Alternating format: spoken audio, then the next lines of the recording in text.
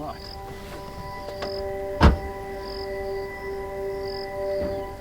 Cool. We're ready. Yeah. Good.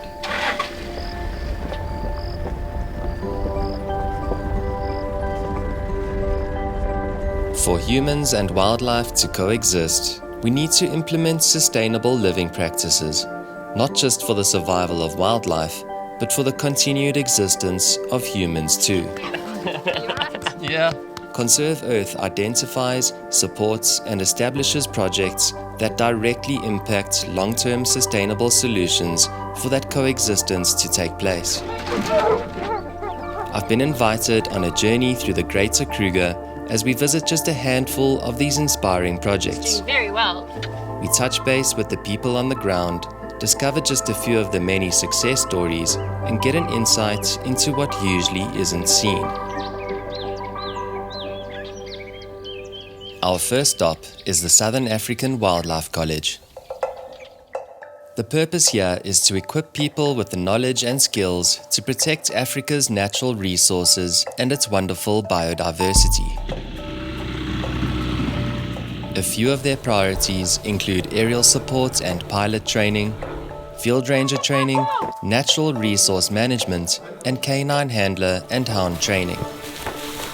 We were fortunate enough to begin with a brief demonstration from the Canine Unit, along with some of the Wildlife College's important donors.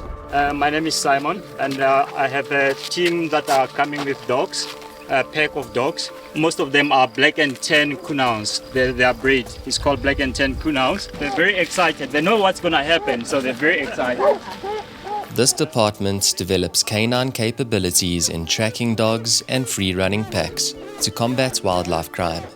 Rhino poaching in the Greater Kruger in particular requires the deployment of rangers with specially trained dogs. So, like I say, our job here at the college as a canine unit is to train these dogs to up to operational level, up to operational standard. We work the whole Kruger National Park, but we also help Greater Kruger as well, like your small reserve. So every morning around their perimeter, they do patrols. All right. So when they found a suspect track, it's whereby they start putting their own leash dogs, because they have their own leash dogs, right? So when they feel that it's about like 2 hours behind, they'll be 2 hours behind these guys, it's whereby they phone us. So they will send a helicopter from Skukuza, come land here at the college, and these dogs, they have love of helicopter. Every time they hear a helicopter a mile away, everybody starts screaming to say, please take me today. So you have to choose your specific dog that you're going to use for that specific day. We load in 6 dogs in the helicopter, so we're using a small helicopter, it's a square. The numbers say it all. A ranger on foot with no dog has a 3 to 5% success rate, while a ranger with a leashed line dog has a 30 to 40% success rate. Off-leash tracker hounds with ranger teams have a 70 to 80% success rate. It's clear that poacher apprehensions increase significantly when off-leash hounds and ranger teams are deployed. The dummy suspects walk for 15 minutes, which is about 1.3 kilometers. They then drop the dogs to immediately start chasing them down.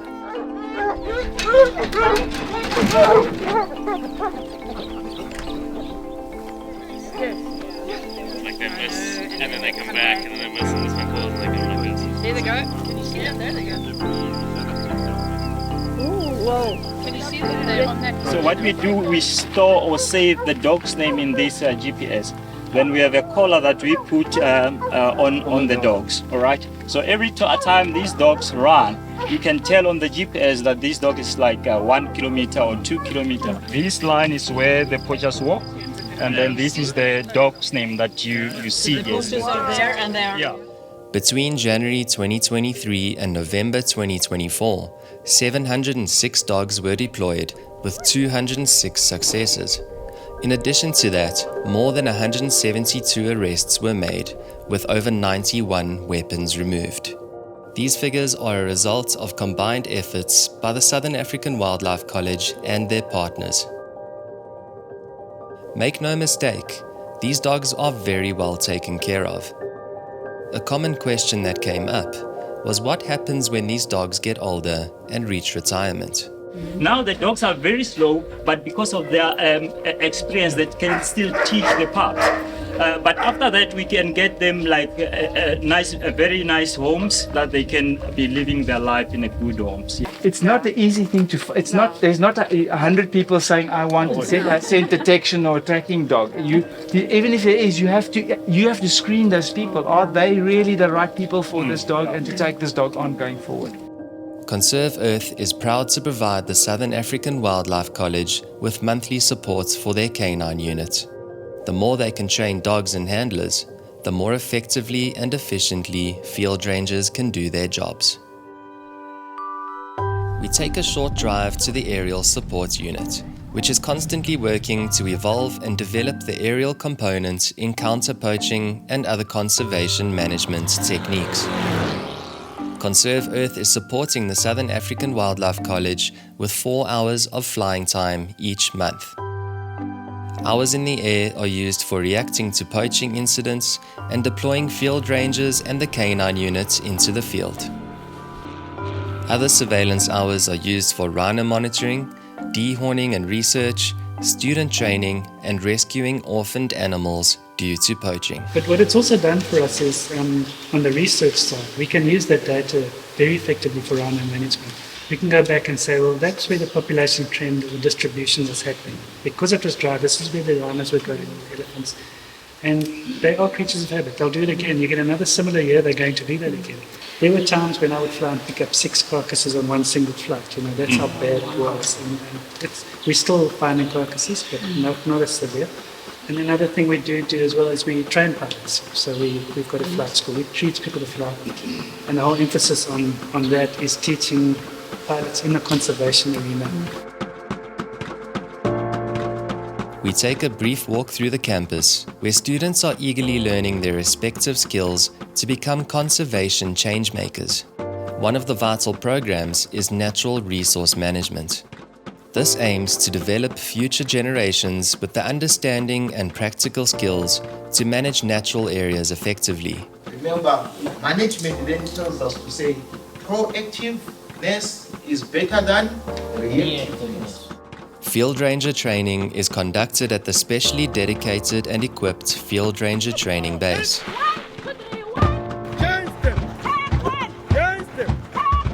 Field Rangers are the first and often the last line of defense when poaching incidents occur. Training includes tactical tracking, planning and deployment, advanced navigation and movement techniques, and ground-to-air training.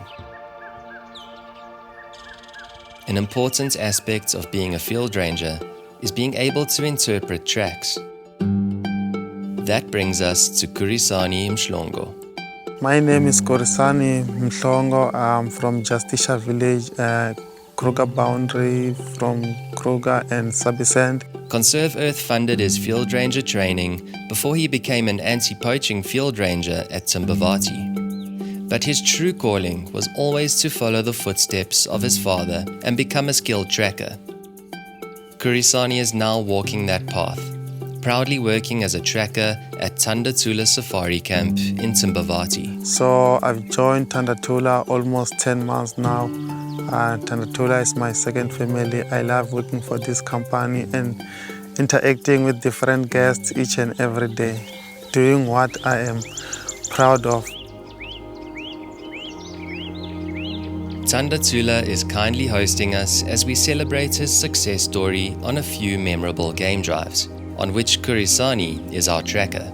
He works alongside Tristan, our guide, to facilitate memorable experiences for guests from all over the world. Tracking wildlife can be described as both an art and a science.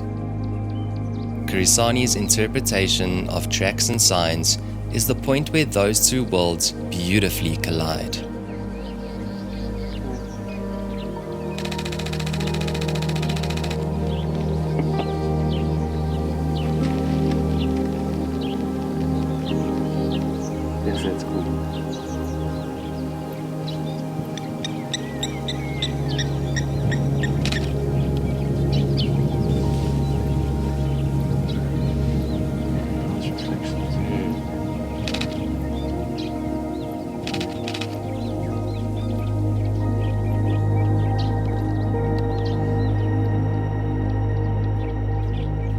It's no coincidence that we experienced this stunning sighting of lions. Kurisani and Tristan consistently communicate with each other on route decisions and the timing of it all to give us the best chance of seeing something special. It's clear that they're a great team. Learning new things, sharing ideas and knowledge, and my journey from being a field ranger to now becoming a trekker, that is something very special to me. Is it a box spider? Check out the horns on its back, that's all that. The next morning, we're up at dawn for our morning drive. There's a crisp sense of wonder in the air. What exactly unfolded out here last night? Kurisani immediately picks up on fresh tracks from a leopard walking down the road. So Kurisani picked up on some tracks for female leopard. We believe it's Nyaleti, who's denning probably about 2 kilometers north of here. We've got her tracks just walking up the road over here, and then she crossed here. Kurisani's still on foot there, just checking to see the freshness of the tracks. There's a sense of pride with the way he carries himself, always looking ahead, deciphering the stories that the wilderness has left behind. Whether it's a fresh footprint, the smell of a scent mark, or eyes shining in the darkness, he's tuned in. Not only to his surroundings, he's tuned into himself. As he continues his personal journey, he leaves behind a trail of his own, a pathway to inspire and potentially mentor others from the community. It's effectively a life cycle in itself, one which is vital to the ecosystem of human nature conservation.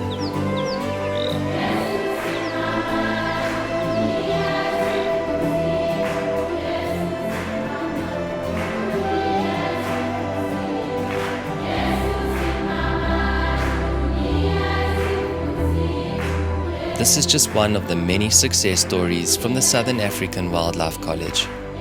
The rest of our stay at Tandatula was nothing short of breathtaking, and it was an absolute privilege to see Kurisani and the team in action.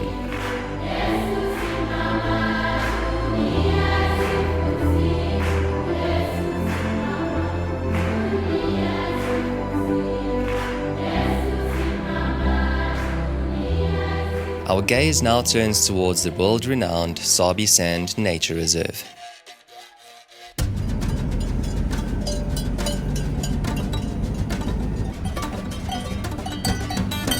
Our short journey to Savannah Lodge, who are kindly hosting us, takes us through the reserve's neighboring villages.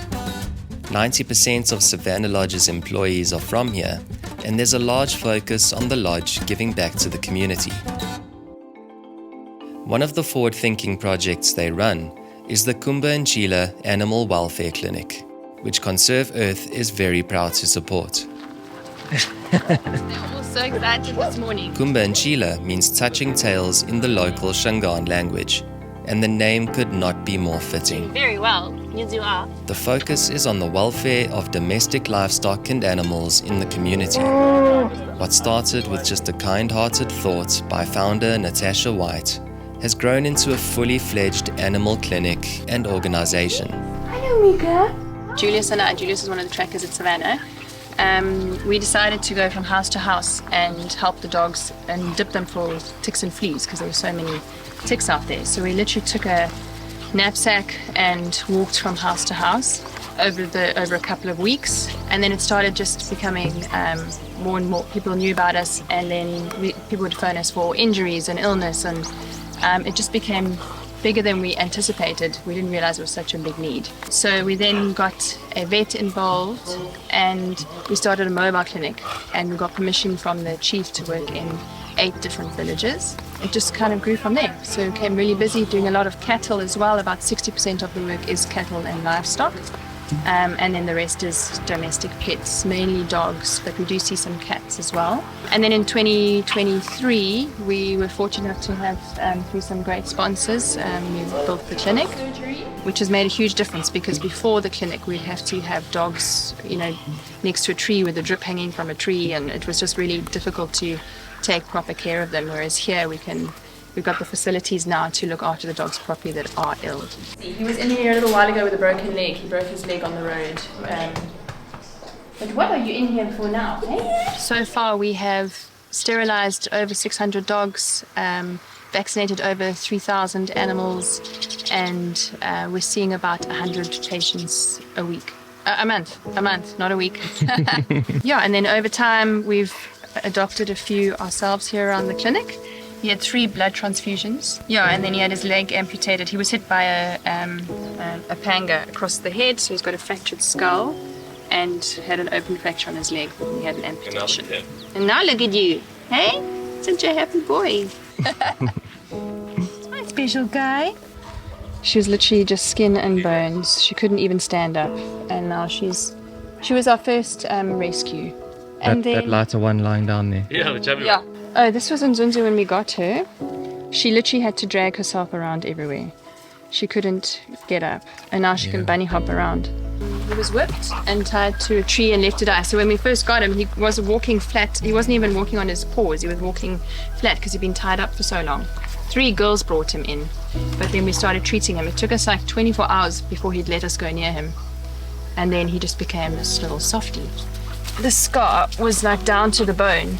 And then obviously he had these whip marks on his back. But he's healed beautifully and he's such a sweet dog.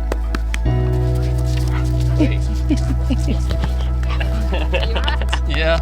We're rolling. You're rolling. We're rolling. Literally. The doctor comes here in the morning and he checks all our in-house patients, and then they go out to the field to help with the cattle and people that can't actually get to the clinic, and then comes back in the afternoon to carry on with some of the cases.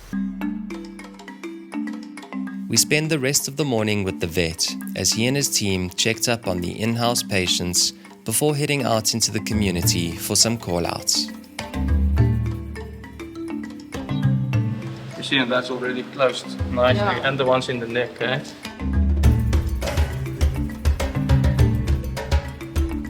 A local cattle farmer's cow has a case of papillomavirus, which shows up as wart-like skin lesions.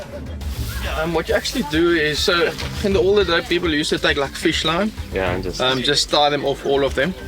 And then later on they started realizing that, listen, you actually create like this autoimmune reaction basically inside the body if you just crush a couple of them.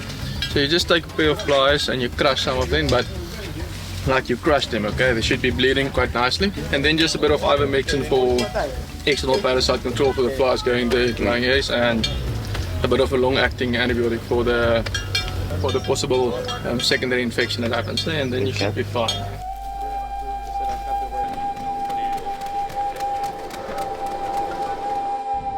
The morning continued with the theme of successful livestock cases. The growth of the clinic and overall impact it's having on the community is truly inspiring.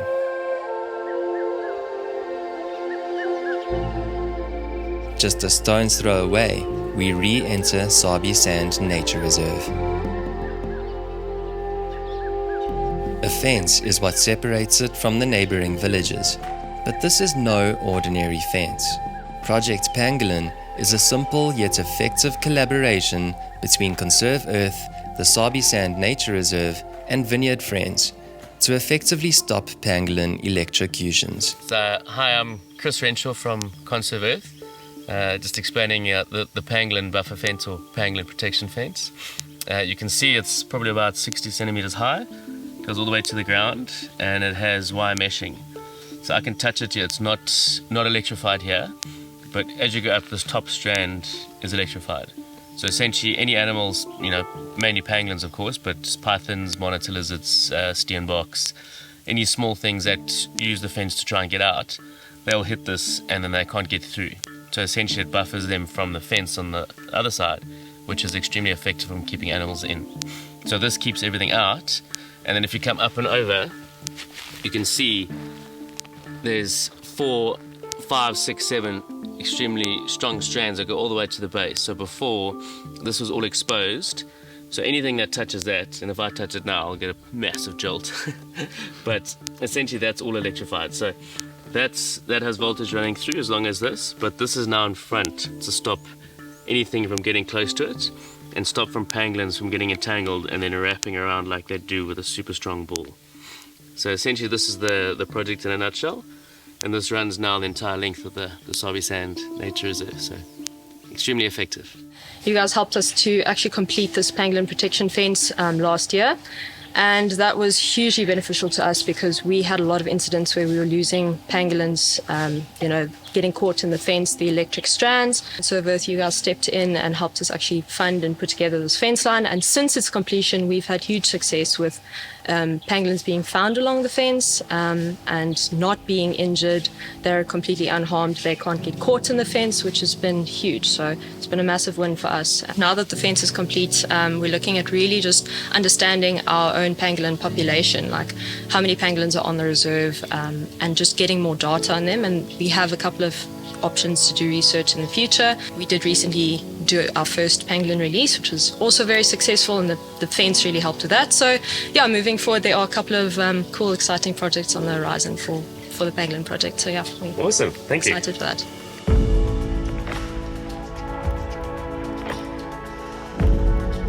With our journey coming to an end, we're taken on an exhilarating game drive at Savannah Lodge, an experience which perfectly tied it all together, with Mother Nature gently reminding us of what we need to coexist with. We've only touched the surface when it comes to all the moving parts that go into that coexistence. What we usually see in reality is a small tip of the iceberg, a glistening beacon above the surface which we all cherish in awe. What this week has shown me is what lies beneath it all, keeping it afloat. Future generations of changemakers at the Wildlife College, man and dog working together to combat threats. The often overlooked trackers at our favorite safari camps. Touching both tails and hands in the communities, and a simple yet effective collaboration at a point between man and nature. It's all a vital ecosystem in itself.